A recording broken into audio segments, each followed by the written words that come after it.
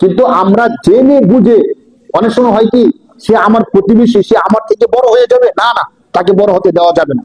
আমরা 4 ভাই, আমার এক ভাই আমার থেকে বড় হয়ে যাবে, আমার থেকে বেশি টাকা পয়সা হয়ে যাবে, না না, দেওয়া যাবে না।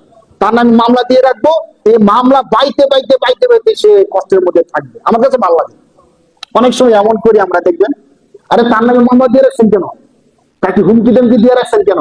তো যেন সে আমার নিচে থাকে, তার সন্তান নিয়ে, পরিবার নিয়ে সে আমার উপরে উঠে যাবে, আমি তাকে হতে দিব না।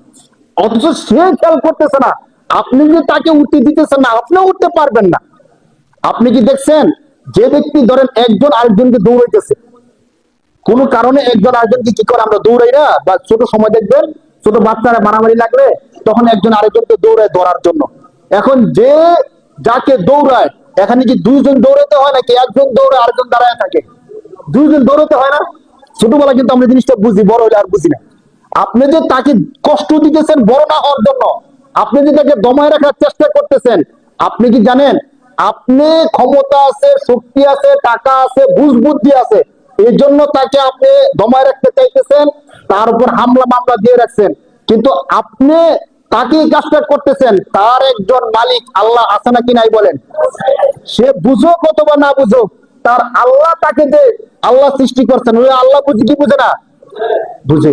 আপনি তাকে যতটা কষ্ট দিবেন, আল্লাহ আপনাকে এর চেয়ে 1000 গুণ বেশি কষ্ট দিবেন। অতএব আপনি মনে করেন না যে তাকে আমি বড় হতে দিব না, আপনিও বড় হতে পারবেন।